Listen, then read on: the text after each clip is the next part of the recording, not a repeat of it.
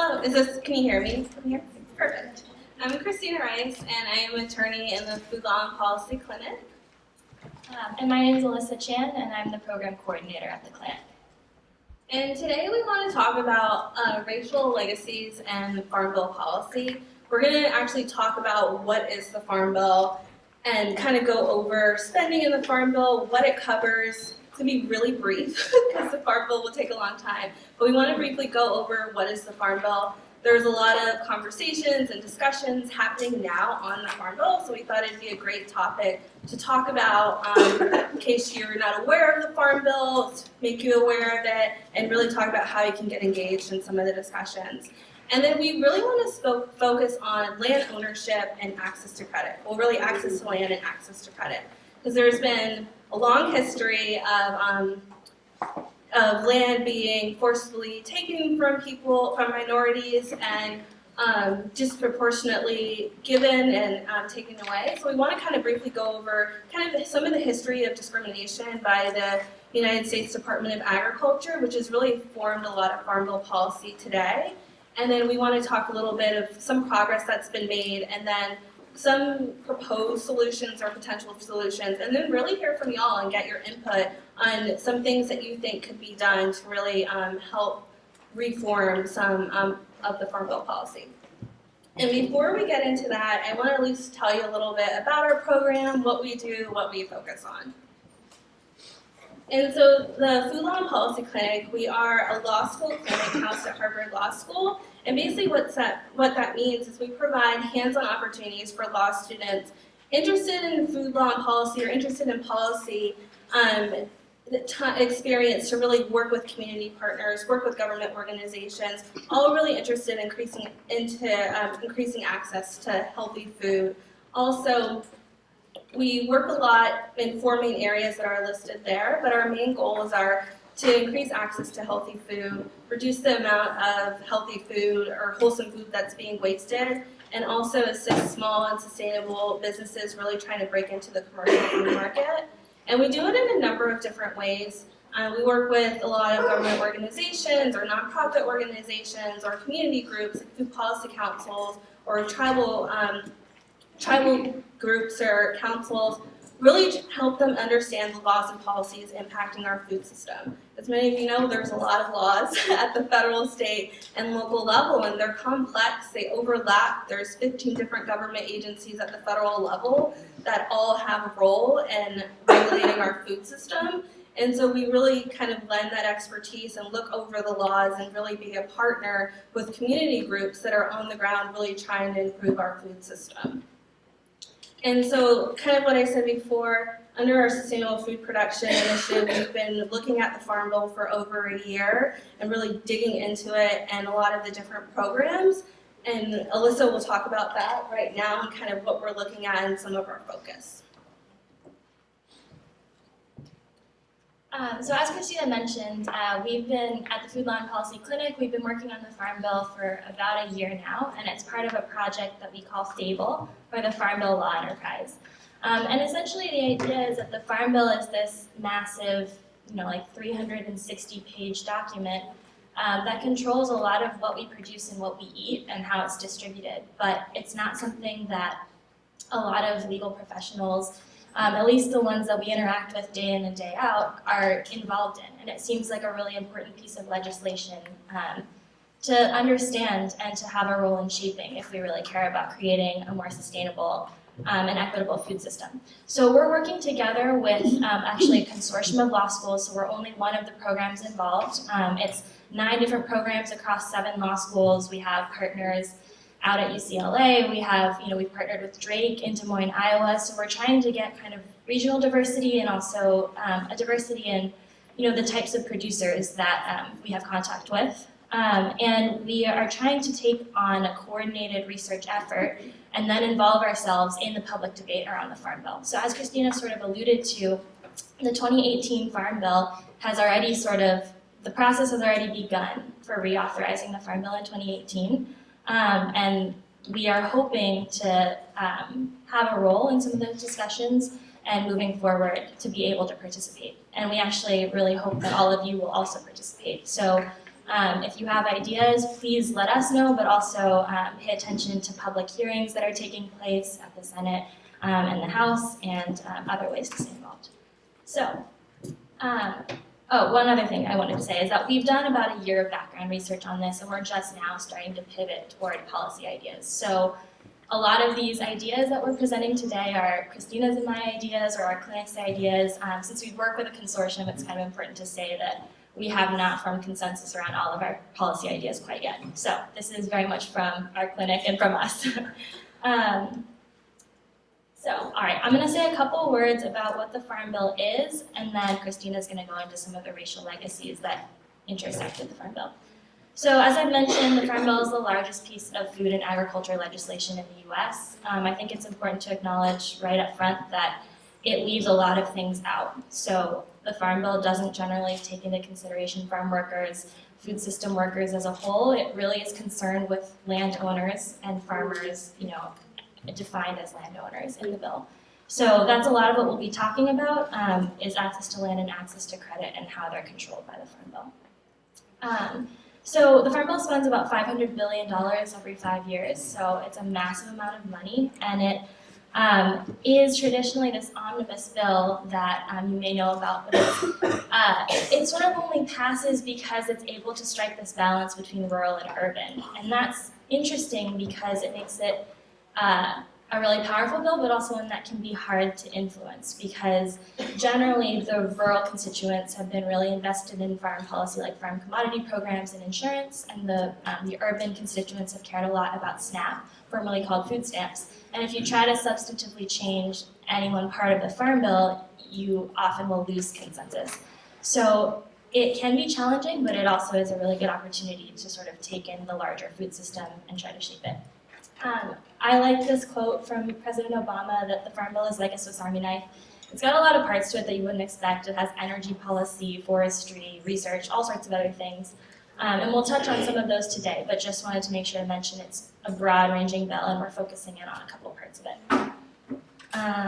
So I'll touch on a little bit of history about the Farm Bill and then turn it over to Christina. So the first Farm Bill was passed in 1933 as part of the New Deal. The main purpose for it was essentially to address a farm crisis that had been created by overproduction. So overproduction had led to low prices, and there were all sorts of, basically people were losing their land. There was also the Great Depression, obviously.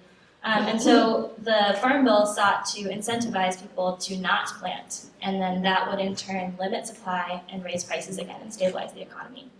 And that was the basis for our farm policy for a long time. It wasn't until the 70s that really changed, and I don't want to, it's not really the focus of our presentation today, but suffice it to say that the incentives were shifted through farm policy to incentivize more production as opposed to less.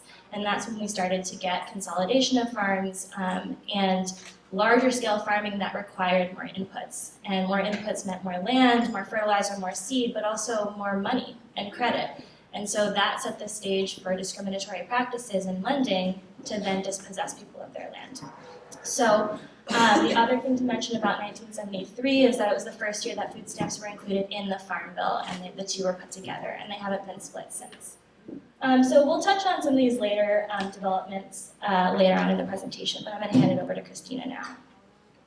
Oh, sorry, one more. The Farm Bill spending, just to give you a sense of how this is the $500 billion I was talking about over 5 years. So the majority of it is on SNAP, which is formerly called food stamps. And then the two other big components of the Farm Bill are the conservation programs, which incentivize practices that are better for the environment, and then the commodity programs and crop insurance. The other 6% there is where a lot of the programs we'll talk about later on in this presentation reside, but they're a small portion of the Farm Bill in terms of funding.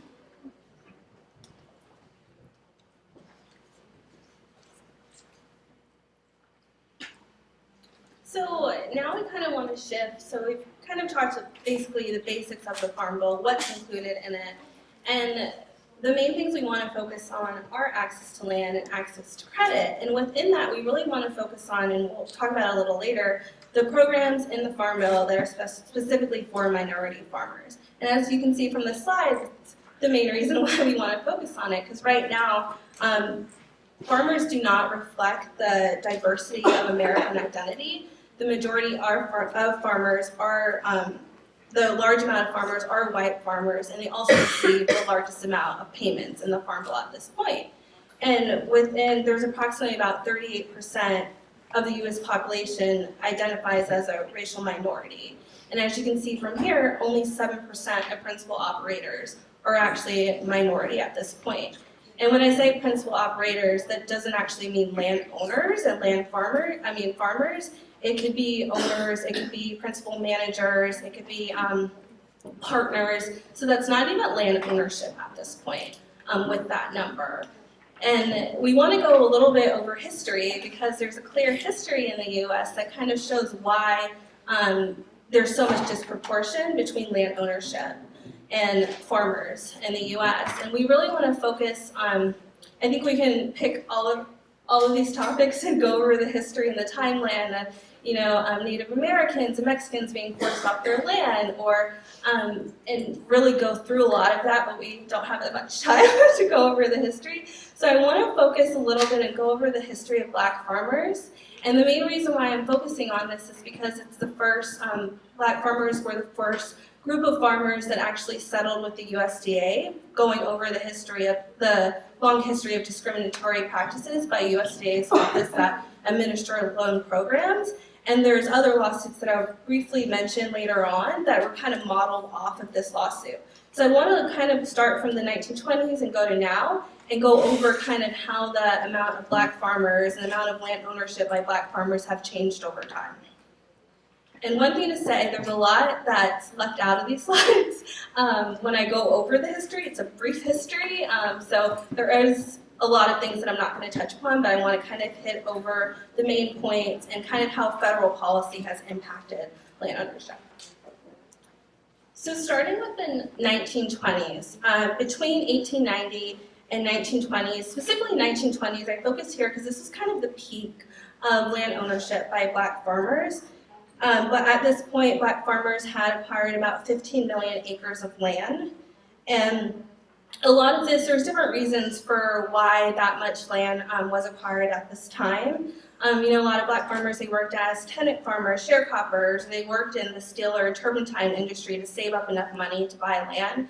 There was also a few federal programs at this time that they were able to qualify for. They were not the most successful programs. I think most of us here have probably heard about 40 acres and a mule. Hands, most people have heard about that.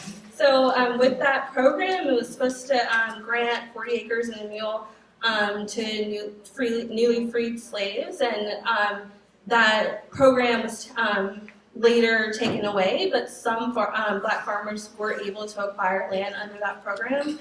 There was also the Freedmen's Bureau was also implemented around that same time, and it was supposed to help with newly freed slaves and also with white farmers that were recently settled, and it was supposed to help with access to land and a few different things. And so there was some land that Black farmers were able to acquire under those programs as well.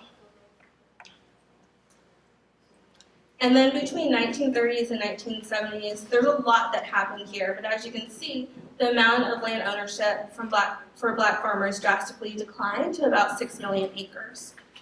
And there's a lot of reasons. The Great Depression, 1929, there was a stock market crash, there was plummeting cotton prices, skyrocketing oil prices happened around that time, there was a serious drought, there was mounting violence against the Black farmers in the Black community that a lot of Black farmers left from the South and moved to the North. So there was a lot of things that contributed to the drastic decline in Black farmers.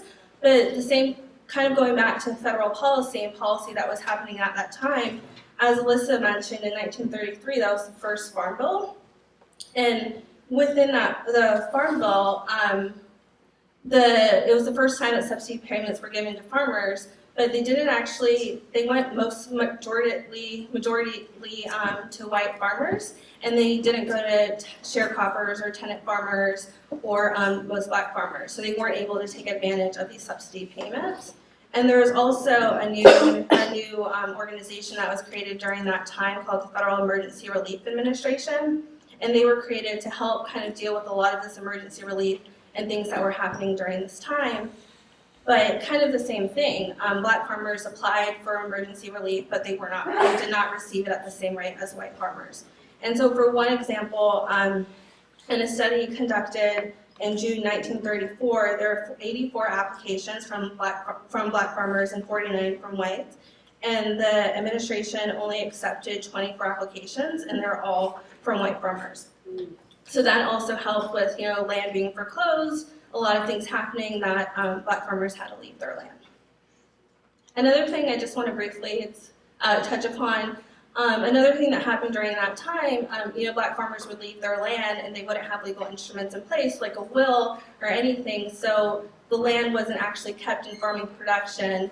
And heir property rights is a huge thing that happened then and is still happening in a lot of communities. So I just want to mention that as well. So between 1980 and 1990, as you can see, the number cut in half. And at this point, black farmers owned about 3.1 million acres of farmland. And by the late 1980s, there were fewer than 2,000 black farmers under the age of 25. And there's a lot of studies conducted, starting from the 1930s, but there was a study in 1982 by the U.S. Commission on Civil Rights, and they stated that the USDA and their discriminatory lending practices was a catalyst in the decline of black farmers. And one of the things the study found, they found that black farmers received only 1% of all farm ownership loans, only 2.5% of all farm operating loans, and only 1% of all soil and water conservation loans. And as many of you know, farming, and especially industrialized farming, it's expensive, and you need financial capital and loans to really help support your business. And so there's a clear disproportion there. And studies before and studies at the time clearly found that. And then kind of another example, in 1984 and 1985, the USDA lent $1.3 billion to farmers nationwide to buy land. And of almost 16,000 farms that received funds under that program, only 209 were black farmers. Another big thing that happened during that time was the USDA's Civil Rights Office, the arm that actually investigated any discriminatory practices or complaints, shut down. It effectively shut down, so none of those complaints, they weren't really being reviewed before, but they definitely were not being reviewed at that time. So then in 1999, there are fewer than 18,000 black farmers in the US, and they own less than 3 million acres of land. And kind of one of the big things that happened in 1999 was the first successful class action lawsuit, black farmers against the USDA, basically, alleging that the USDA had failed to investigate or respond to complaints by black farmers between 1838 and 1999, and they had discriminatory lending practices. And during that time, or right before the lawsuit, there was another study conducted by the USDA, and they found a lot of evidence, of course, that was claimed in the complaints. So one thing that they found that the USDA had a backlog of complaints of discrimination that had never been processed, investigated, or resolved. And they also found that loan applications by white farmers were processed in 60 days, whereas black farmers' loans took 220 days. And money is everything. When you're about to start start farming for the season, you really need that capital to buy your seeds, to buy any machinery or equipment that you need. And waiting 220 days, you effectively, it's past the growing season. It's really hard to start farming at that time. And so, as you can see here, the lawsuit was settled in 1999. I could probably talk about the settlement for a really long time, but I won't. But if you want to talk after, let me know. But one thing I want to talk briefly, the lawsuit included two different tracks. There's track A and track B. About 99% of the claimants chose track A because it was easier to claim and show proof of discrimination than track B. And there's about a little more than 22,000 farmers that were found eligible for the class, for the claim. And then it ended up about 16,000 farmers actually received relief close to 7,000 farmers were denied under Track A, and then a little over 100 farmers actually received relief under Track B. And then kind of adding on, so there was over 70,000 Black farmers at that time as well that missed the cutoff date for the claim. And so that ended into another settlement called Pickford 2. Oh, did I press it? I thought I pressed it. Oh, okay. I thought I turned off the PowerPoint. And so that ended up in another settlement called Pickford 2. There's a lot more about the settlement, as I mentioned before, but I'm just kind of glossing over it. And then as current numbers right now by the Ag Census shows that today there are only 44,000 Black farmers operating 3.6 million acres of farmland. And then I briefly want to mention the Pickford claim was the first settlement, but there's also been 3 other settlements since that time. Keep Siegel was a claim filed by Native Americans alleging that the USDA, the history of discriminatory practices by the USDA.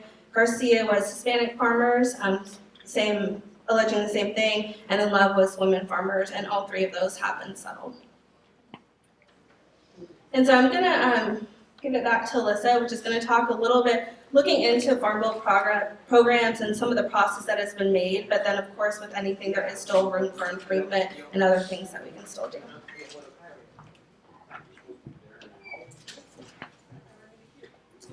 All right, so as Christina mentioned, I just want to make sure that we give USDA the limited credit that they deserve for some of the work that they've been doing.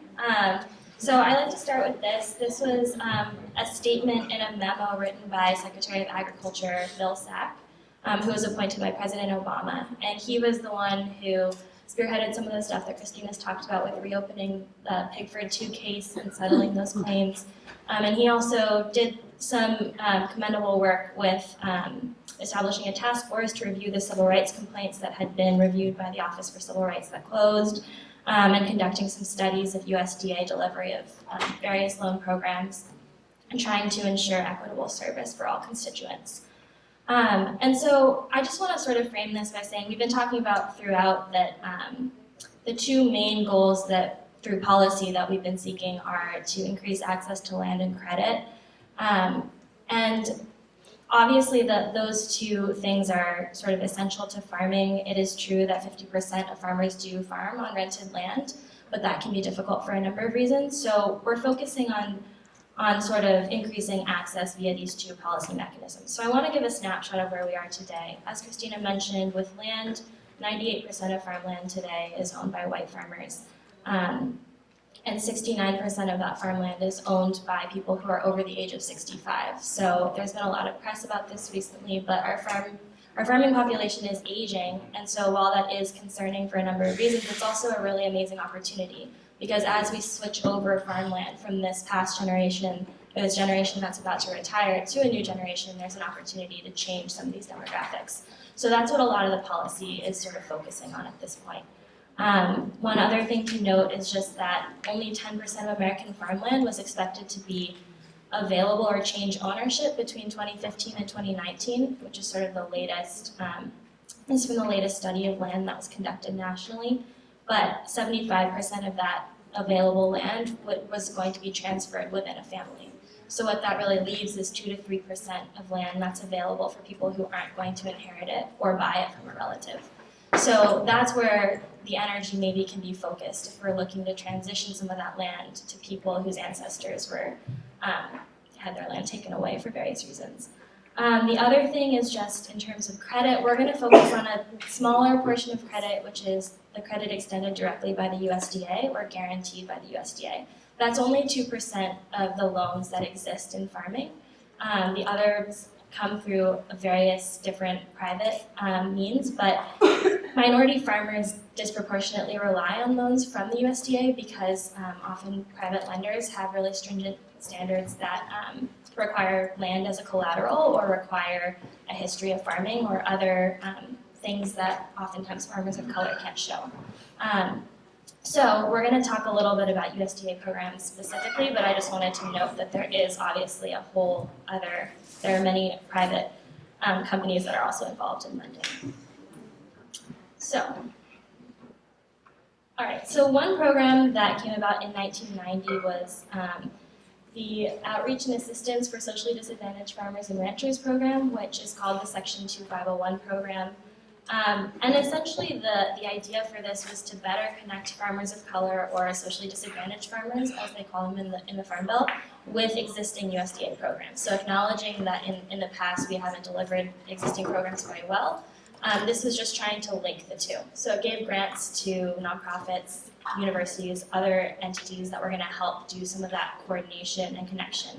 But it was not aiming to change the programs themselves to better serve farmers of color. It has been pretty successful. So since the last Farm Bill in 2014, it's awarded $45 million in grants, which have reached over 100,000 rural farmers.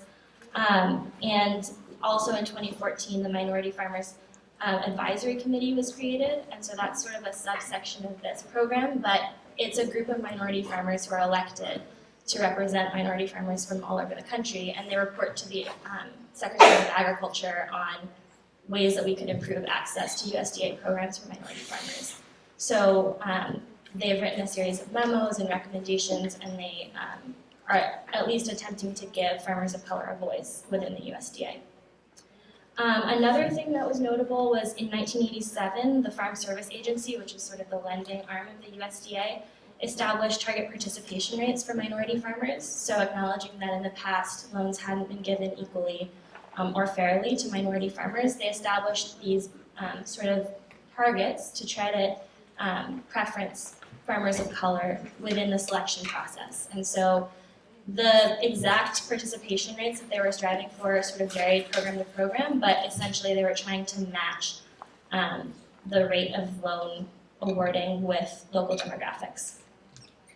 And so that, we can talk about that later on, there are some issues there, but that program has granted loans to 88,000 farmers who otherwise may not have been able to get loans, so it has definitely made a difference. I'm going to highlight two land transition programs because they're especially interesting. So the Transition Incentives Program is part of, it's actually within the conservation title, so the Conservation Reserve Program gives farmers a financial incentive to take land out of production to essentially give it a rest for environmental reasons. But when they're then thinking about bringing that land that's in reserve and what to do with it next, there's this program, the TIP program, which gives them an additional financial incentive to transition that to a new farmer or a farmer of color. There's also this Beginning Farmer and Rancher Land Contract Guarantee Program, which is something we actually just recently started researching. It sounds like amazing. It basically allows USDA to guarantee the sale of, so it's trying to mitigate risk for sellers who are going to sell to beginning and minority farmers. But it actually it was established in 2002 as a pilot program, and has only 2 uses of it have been documented, so we're not sure exactly why it's not working super well. But it's definitely a model to look into more. So as I've mentioned, this isn't necessarily an exhaustive list of everything USDA has done, but I think it's worth saying that while there are these small programs in different sections of the Farm Bill that are attempting to reconcile some of these issues, there hasn't been a wholesale reconsidering of the Farm Bill, or trying to look at farm policy holistically and reshape it or retool it to better serve minority farmers. So we have some ideas, which I'm going to talk about next, for ways that we can maybe do better. But we also really want to hear from you because, as Christina mentioned, we're not on the ground. So we work with a lot of community partners who are doing this work, and they, tell us a lot, and we try to take that into consideration and figure out how laws and policies can be better shaped to serve them and their needs. But we definitely welcome input from a lot of you who do this work day in and day out and know what needs to be done better than we do, probably. So one thing that we think is really important is to change the representation at the county level for USDA. So Christina talked about the Pigford lawsuit and several of the others. It's important to note that while there was a financial settlement, we didn't go back and penalize the county committees who had been discriminating against farmers of color. In a lot of instances, those people are still on county committees. And we, in the course of research for this project, I met an extension agent in North Carolina who told me that there were no farmers of color in her district, which was not true. And she just had no knowledge of like other communities that she should theoretically be serving. So there's clearly still a disconnect between USDA at the county level and the resources that USDA has and the farmers of color who still are on their land and farming. So one thing that, the Farm Bill does have like a representation baseline that they're trying to achieve, but we think we should look into making that a little bit stronger and also perhaps not modeling it on existing farmer demographics since, farmers are predominantly white, but trying to encourage perhaps a more, a higher goal. So something like a statewide demographic as opposed to a rural demographic. Another thing is that it comes up again and again that,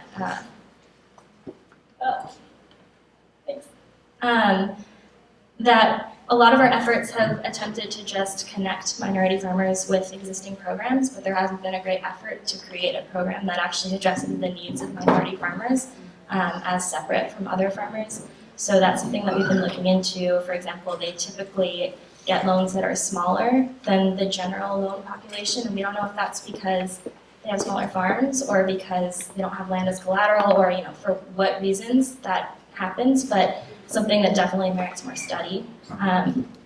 Another thing is that we don't have great data. So for the longest time, USDA, perhaps unsurprisingly, was not great at collecting data on farmers. So they used to count an entire reservation as one farm. And so that obviously makes it difficult to track progress over time.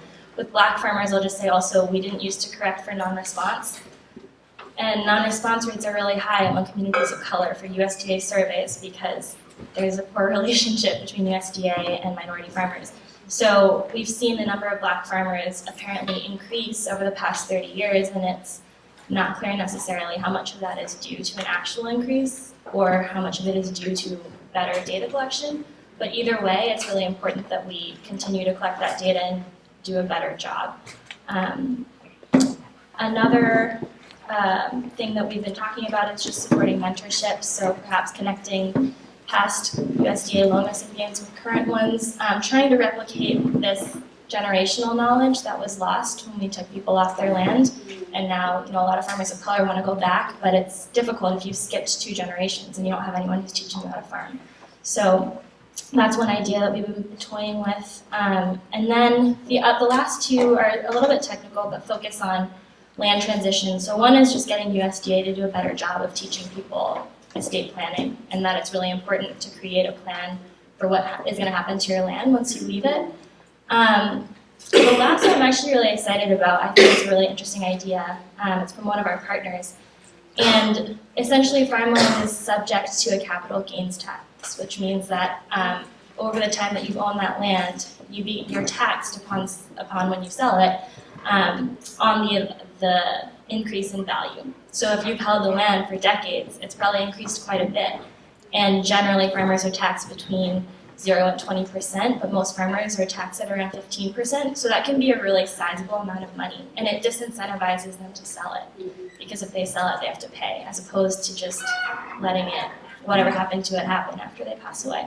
So one idea has been to exempt farmers from a capital gains tax or reduce it if they sell it to a farmer of color or a beginning farmer who's looking to get started. So yeah, these are some of our ideas. We would welcome more. And if you have any questions, please let us know.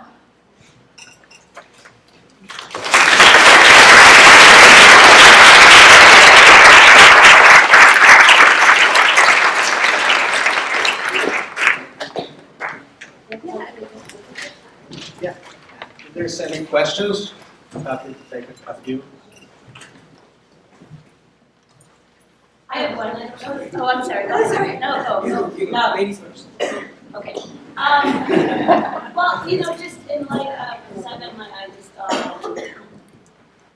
food, and I'm seeing these rollbacks happening in other areas, like around nutrition standards and school food, and I made the mistake until everything told me to stop and read the farm bill. I didn't know that there were easier ways to learn about it, but it was good because now I feel really scared, like, what do you guys, what's your feeling on what we should be doing? I feel like we need to get out ahead, if we can, in front of stuff, because particularly for those initiatives that have been so relatively used, why do we think they're not going to be under attack? Or do we think they're going to be under attack? I was trying to frame that out. Yeah, no, that's a really good question, and it's a question that we've been asking ourselves a lot. So we started this project over a year ago when things looked quite different.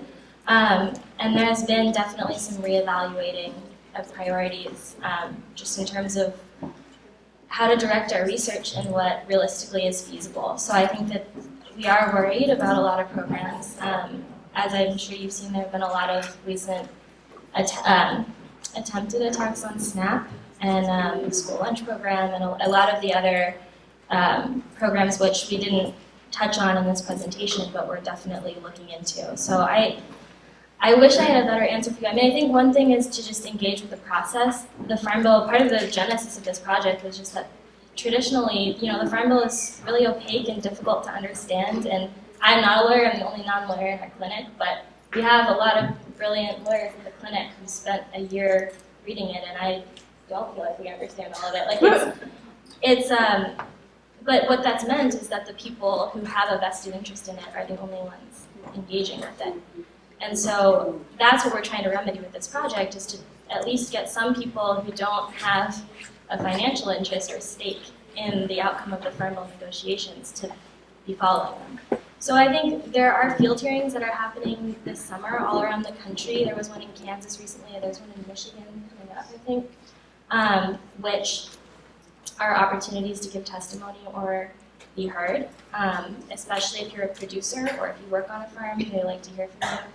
And then, yeah, just basically staying engaged and staying knowledgeable about it, even though it's really hard work, obviously. I have one thing to add, and I think it's so commendable that you read the Farm Bill. I didn't read the whole thing. Well, I mean that you at least got it pretty fast, and read it. But there are really good resources out there too, and I think like taking that step.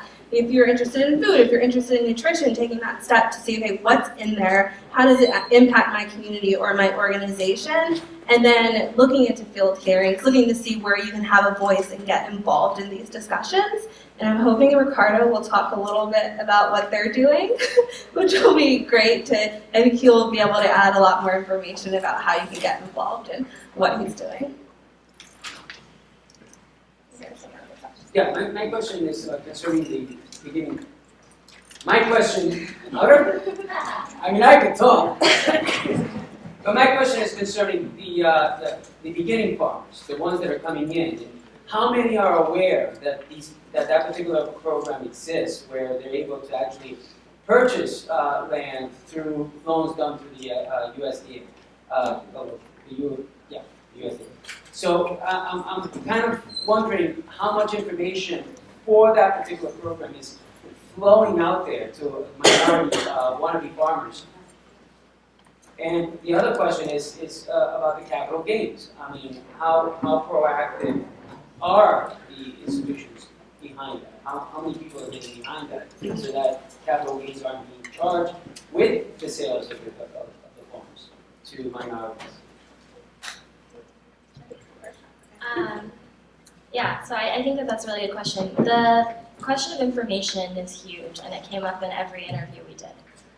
There is not enough information being transmitted from USDA to farmers, and it's a mixture of a lot of things. I mean, I think there's a lot of lingering distrust among a lot of the communities that could use the help, and that is justified.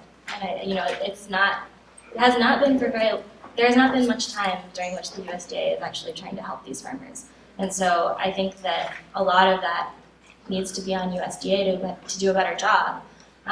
It's a little bit worrisome that the extension agent I talked to, her job is to tell farmers about these programs, didn't know about communities like in her own district. So I think that that's a huge thing. The internet is something that, it's funny, it comes up a lot, and I feel like it's 2017, and the fact that we're still debating whether USDA should use internet more is funny to me. But it's come up that a lot of farmers there's a stereotype that, farmers aren't using technology and stuff. You need to have people out in the field. And one thing we've been hearing from a lot of farmers of color is that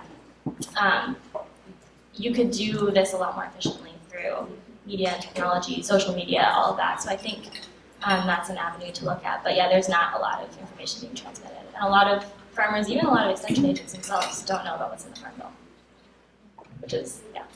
So if you have ideas, we would welcome them. This is a perennial problem. Yeah, and I just want to add, I think that's kind of what Alyssa said, and through discussions, that's what we're looking into, like when we're forming kind of our recommendations and our solutions, and this is just a preliminary list, not even, maybe like a fourth of the other solutions that have been looked at, but it's definitely something we're taking into account and looking into that when we're kind of thinking about suggestions and solutions. Oh yeah, one thing to say on that is that we focused our presentation today on sort of the topic of this conference, but this is like one of the subtopics we were looking at. So there's an entire set of recommendations around public health and nutrition, and another set of recommendations that's focused more on how can we reform crop insurance to better serve small producers and producers of vegetables and fruits and actual food. And so these will be published on a website, which we can definitely send out, hopefully in the summer or fall, depending on how quickly we're able to get them into final form. But there's, and then there will be the background research we've produced will also be publicly available. So we have been looking into other aspects of the Farm Bill as well, but not the first one. Yeah. First, I just want to thank you for your brilliant presentation. It was outstanding. And I assume you're already connected, but if not, definitely loop into the National Black Food Injustice Alliance and Dara Cooper's research and the whole Federation of Southern Cooperatives. We've been organizing ourselves for the past several years to gather from people, from Black farmers, aspiring and current, what it is that we need through in-person and virtual town hall, and they're coming up with policy demands. And so because you have, as Harvard folks, like such a large platform to echo that, it would make sense before you publish, ideally, to make sure that those are integrated into what you're doing. And how are you doing? That would be amazing. I mean, I personally haven't connected with those folks, so that'd be great. We are working with, NSAC, EWG, a lot of the other groups that traditionally look at the Farm Bill from a similar perspective as we do, but definitely welcome the connections. Yeah. We'll be around if anyone else has any questions or about this topic or any of the other things that we do at the clinic. Thank you so much.